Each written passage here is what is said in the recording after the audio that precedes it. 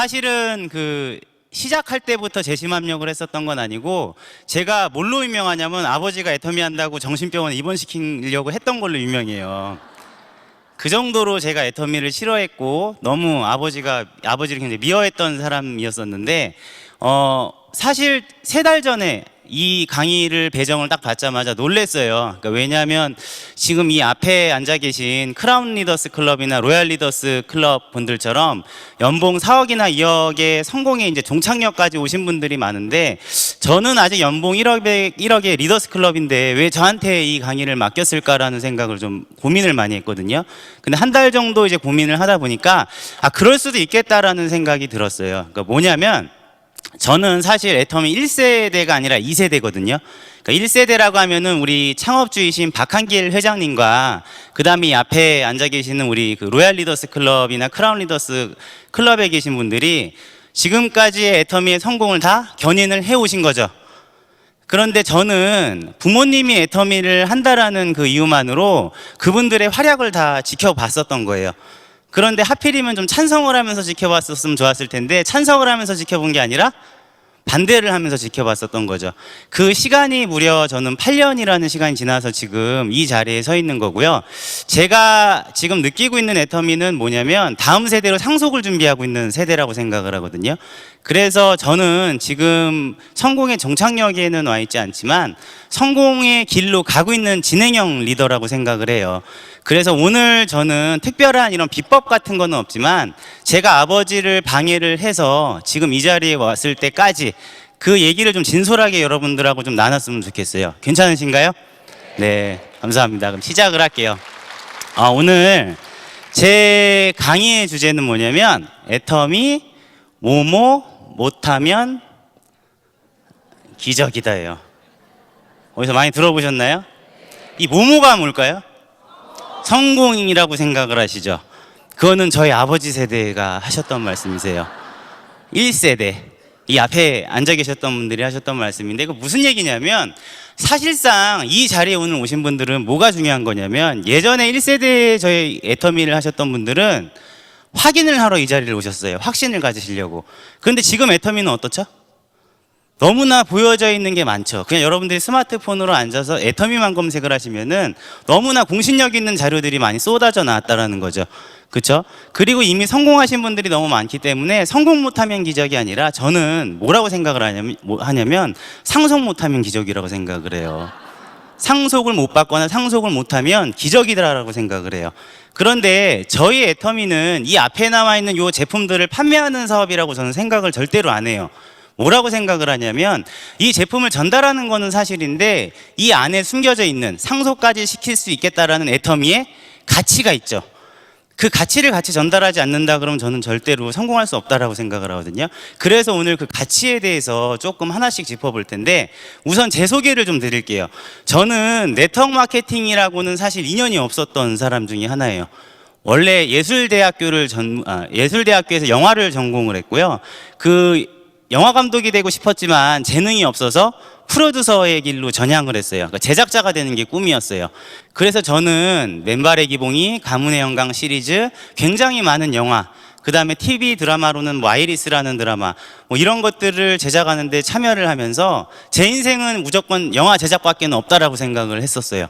그런데 제가 29살 때 이제 무슨 충격적인 얘기를 듣게 되냐면, 어머니가 울면서 전화가 오신 거예요, 저한테.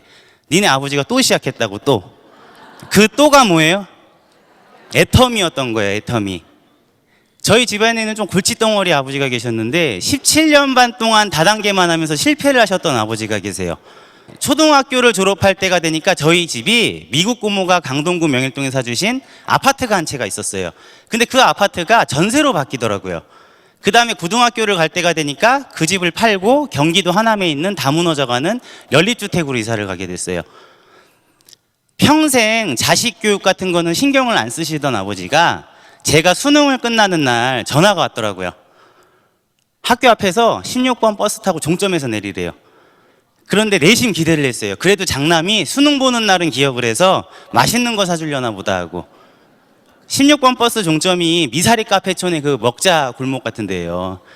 근데 내렸는데 식당으로 오라 그러시는 게 아니고 어디로 걸어와. 큰 느티나무 보이니? 그 느티나무 지나서 한 50m만 오면 돼. 그런데 이미 주변에 식당은 없고 논밭이 있는 거예요. 논밭. 조금만 더 들어가니까 인부들이 직사각형의 소축사를 갖다가 비닐하우스를 덧대고 있더라고요. 그 비닐하우스로 이사를 가게 된 거예요. 그래서 아버지 어떻게 된 거예요? 그랬더니 아버지가 울고 계셨을까요? 웃고 계셨을까요? 웃고 계셨어요. 웃고 계셨어. 그래서 저는 너무 소름 끼쳤던 게 뭐냐면, 아니 아버지 어떻게 된 거예요? 그랬더니 사실은 사업이 안 돼가지고 집을 날리긴 했는데 어머니가 교회를 너무 열심히 다니셔가지고 그 교회 장로님이 집 앞에 있는 소축사를 살라고 그냥 주셨다는 거예요. 빌려주셨다고. 그래서 너무 잘 되지 않았냐고 웃고 계시더라고요. 그래서 앞으로 나는 절대로 내 인생을 아버지한테 맡기면 되겠다 안 되겠다? 안 되겠다라고 생각을 한 거예요. 그러면서 또 시작을 하신 게 H사, 한국의 H사를 또 시작을 하시더라고요. 저는요 아침 8시에 일어나가지고 아웃백 스테이크하우스라는 스테이크하우스 전문점에서 열심히 접시를 닦기 일을 해요. 그 다음에 저녁에는 피자헛이라는 피자 전문점에 가서 피자 배달 일을 해요. 그렇게 해서 제가 대학교 등록금을 벌어서 대학을 다녔었거든요. 근데 마지막 학기를 남겨두고 아버지가 그 H사에서 무슨 직급을 가야 된다는 거예요. 그 잠깐만 그 등록금을 빌려줄 수가 있네요. 그 빌려줘야 돼요? 빌려주지 말아야 돼요? 근데 빌려줬어요, 그거를 제가. 근데 그 등록금이 돌아왔을까요? 안 돌아왔을까요? 안 돌아왔어요. 결국에 저는 아버지 때문에 대학교도 졸업을 못하게 된 거예요. 그래서 제가 왼발의 기봉이라는 영화 스텝으로 어쩔 수 없이 일을 하러 갔었던 거거든요. 그런데 그런 아버지셨는데 결국에 시간이 지나니까 성공을 하시는 게 아니라 그 비닐하우스마저도 어떻게 됐을까요? 세상에 집을 들어갔는데 비닐하우스 정면에 빨간 딱지가 붙어 있어요. 근데 그게 우리 집이에요? 우리 집이 아니에요? 아니잖아요, 우리 집이. 근데 아버지가 또 울고 계셨을까요? 웃고 계셨을까요? 또 웃고 계시는 거예요, 또. 근데 이제 그 엄마가 결정적으로 이제 울면서 전화를 했던 거는 애터미만이 유일하게 돈을, 생활비를 좀 가져다 주는 네트워크 마케팅이었나 봐요. 100만 원, 200만 원을 갖고 오면은 그 돈을 차곡차곡 모았다가 저희가 헌금도 못 한다고, 맨날 전기세, 가스세도 안 낸다고 맨날 교인들이 구박을 하니까 엄마가 그 돈을 모아서 암사동에 있는 월세집으로 이사를 가고 싶어 했는데 저한테 등록금을 가져가듯이 또 엄마한테 잠깐만 그 돈을 빌려달라 그러신 거예요. 그 돈을 가지고 아버지가 뭐를 했을까요? 서울 종로에 있는 종로센터를 차리신 거예요. 집이 없는 사람이. 그래서 제가 난리가 나서 이 앞에 이 얘기를 해드리는 거는, 그래서 제가 아버지를 정신병원에 입원시키려고 그랬던 거예요. 너무 충격적이었어요. 알코올 중독 같은 건 줄 알았어요. 알코올 중독 같이 이게 무슨 정신이 좀 이상해진 게 아닐까 하고 할머니를 찾아갔어요. 아버지를 낳아주신. 그랬더니 할머니가 뭐라 그래요? 입원시키라고 그럴까, 입원시키지 말라 그랬을까요? 입원시키래요. 더 피해주면 안 되니까. 크라운 마스터이신 저희 고모 뭐라 그랬을까요? 입원시키라 그랬어요. 그런데 유일하게 저희 엄마가 말리신 거예요. 엄마 울면서 나한테 말려달라고 그랬는데 왜 아버지 입원 안 시키냐 그랬더니 그래도 그러면 안 된대요. 그래도 어머니가 사실은 뭐라 그러셨냐면, 그 회장님께서 그 송파에 있는 센터에 와서 강의를 하는 걸 이제 몰래 들으셨는데, 회장님 얘기를 하는 거 보니까 가입비, 아까 보상 플랜 시간에 들으셨죠? 가입비 있어요? 없어요. 월간 유지도 없고 주부인 자기가 봐도 제품이 정말 좋고 싸대요. 근데 저한테 그러시더라고요. 야, 우리 집을 보래요. 더 이상 팔 가재도구가 있니? 그러시더라고요. 그러니까 니네 아버지는 다단계 말고는 할 게 없으니까 그냥 내버려 두라 그랬어요. 내버려 두라고. 그래서 그냥 내버려 두려고 그랬는데 도저히 안 되겠다 싶어가지고 종로센터를 찾아갔어요. 근데 아버지가 나타나지를 않으시는 거예요. 제가 하도 화가 나 있으니까. 나타나지도 않으시고 뭐 지방에 어떻게 뭐 강의를 하러 다니신대요. 하루 종일 기다렸어요. 하루 종일. 밤 늦게까지. 10시가 됐는데도 사람들이 안 가고 계시더라고요. 11시가 돼도 안 가세요. 알고 봤더니 그 아버지 파트너사님들이 돌아갈 집이 없었고 다 쫓겨나셔가지고 그 센터에서 지내시는 거예요. 제가요, 그 센터에서 지내시는 분들을 되게 좋아했을까요? 박대했을까요? 박대했어요. 그런데 그분들이 지금요, 전부 다 로얄 리더스 클럽에 들어가 계세요. 제가 아버지한테 전화해서 뭐라 그랬냐면, 아버지, 막 하소연을 했어요. 그랬더니 아버지가 딱 한마디가 뭐냐면, 야, 그럼 애터미가 나쁜 거 이유 하나만 대래요. 하나만. 답변 못하면 그만두시겠대요. 그게요, 제 마음에 불을 지른 거예요. 그래서 무려 몇 개월을 알아보기 시작을 했냐면요, 10개월을 알아보기 시작했어요. 10개월. 왜 10개월을 알아봤는지 아세요? 자료가 없어요. 자료가. 회사가 자료가 아무런 자료가 없어. 홈페이지 주소도요, 아버지가 최근에 홈페이지가 생겼는데 자기는 주소를 모른대요. 그래서 그거를 알아보는 10개월 동안 알아보니까, 그냥 나쁜 거 같지는 않으니까 그냥 제가 내버려 둘게요. 제가 그냥 센터에서 다음 영화 들어갈 때까지만 아버지 그냥 제가 있을게요. 그랬는데 8년 뒤에 지금 제가 지금 뭐 하고 있죠? 이 비전이라 그러면서 여러분들한테 강의를 하고 있는 거예요. 그래서 첫 번째 가치는 뭐냐면, 제 글씨를 못 쓰는데 제가 아버지한테 왜 글씨 잘 쓰게 하려면 어떻게 해야 되냐 그랬더니 10년은 다단계 해야지 된다 하더라고요. 자, 상속 세대까지 성장이 가능한 애예요. 우리는 상속을 받아야 되니까. 제가 지금 애터미를 시작했을 때 2010년도에 다단계 시장이 몇 조 시장이었냐면 2조 시장이었어요. 그런데 지금 몇 조 시장이 됐죠? 5조 시장이 됐죠. 그리고 애터미는 순위에도 안 들어가 있는 회사였어요. 한 250억 정도 하고 있었거든요. 그런데 여러분들 작년에 애터미가 몇 천억 했는지 아시나요? 자, 지금 이 자료는 2016년도에 7,700억을 했다라고 나와 있는 건데, 지금 작년께 나왔죠. 9,100억 원 정도를 했어요. 글로벌 매출까지 하면은 1조가 이제 넘어가게끔 됐거든요. 그런데 저는 지금 이 창업주 세대랑 1세대 선배님들이 지금 여기까지 이게 견인차 역할을 해 오신 거잖아요.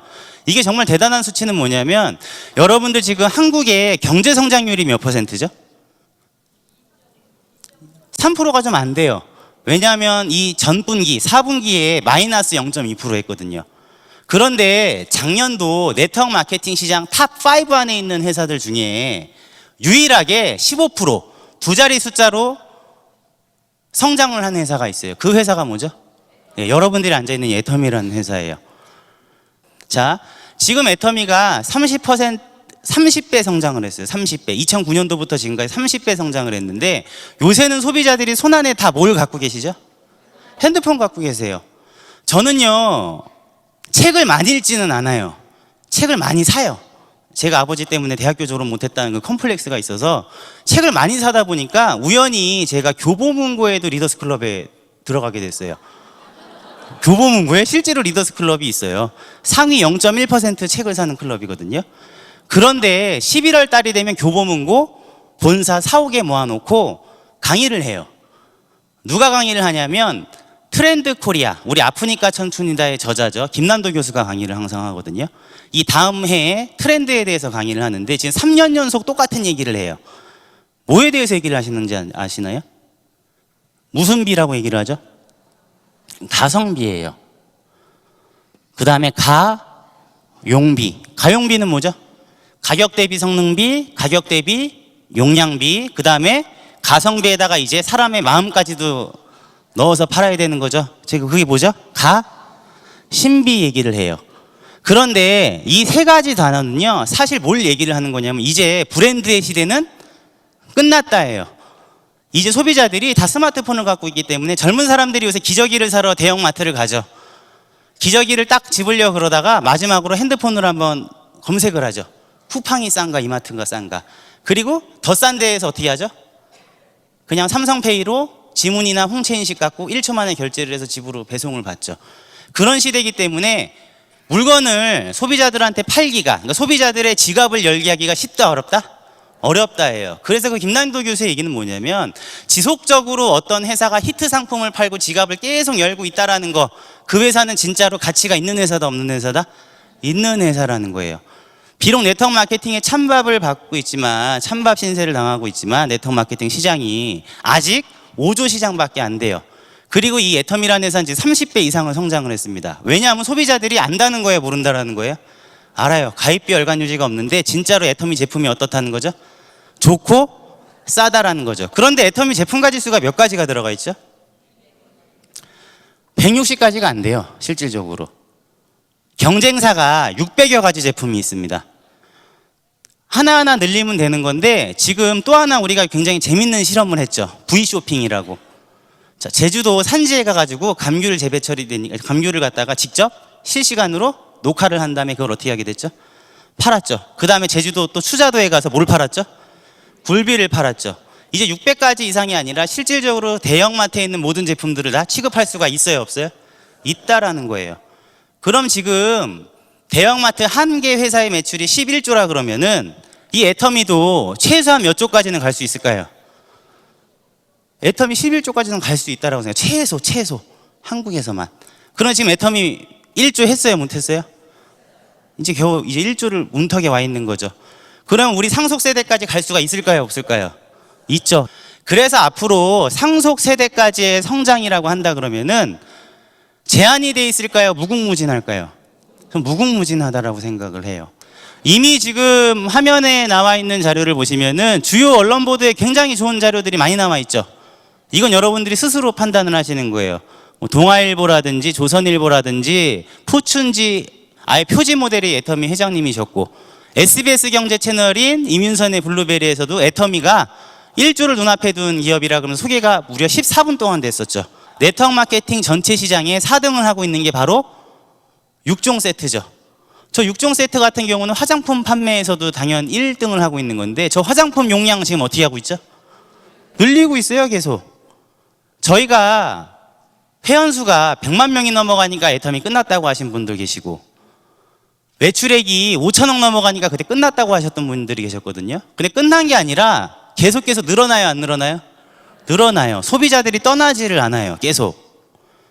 그런데 소비자들이 떠나지 않는다라는 거, 분명히 누군가께서 제품을 싸게 공급을 하고 있다라는 거죠. 그런데 저는 신동아라는 잡지를 보면서 굉장히 깜짝 놀랐어요. 깜짝 놀랐어. 저희가 대표적으로 그 고등어 회사하고 칫솔 회사가 기사가 나왔었는데, 이 칫솔 회사는 저희 회사의 5등의 매출을 하고 있는 제품인데 가격이 얼마죠? 990원 하고 있거든요. 그런데 재밌는 게 뭐냐면 이 회사는 이미 대기업에 칫솔을 많이 납품을 해요. 그런데 웃긴 게 자기네 공장이 없어. 새 공장을 전전하는 거예요. 이거 애터미 기사 나온 거 아니에요. 이 칫솔 회사 사장이 성공을 했다고 해서 신동아에서 취재를 했는데, 자기네들이 성공한 건 누구 때문에 성공했다? 애터미 때문에 성공했다예요. 그래서 이 기사를 보면 뭐라고 돼 있냐면, 저기 보시면은 1,000원이 넘는 제품을 990원에 팔자 그러니까 대부분 사람들이 뭐라 그러시냐면, 혹시 그럼 애터미가 갑질한 거 아니야 이러세요. 근데 갑질한 게 아니고 원가 절감을 모색을 했다라고 돼 있죠. 그렇죠? 대신에 돈을 어떻게 주죠? 성금 준 거예요, 성금. 성금을 줬어요. 그래서 여기 보시면 성금을 주기 시작을 했고, 저 위에 보면 성금으로 해서 결제를 해주니까 애터미에 납품한 지 2년 만에 뭐를 갖게 됐죠? 자기네 공장을 갖게 된 거예요.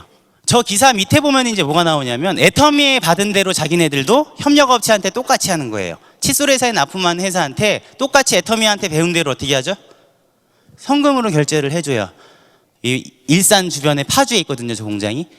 파주 지역에 있는 사람들을 고용을 하고, 그러니까 애터미 회장님한테 배운 그대로 또 다른 사람들한테 전달을 하고 있는 거예요, 안 하고 있는 거예요?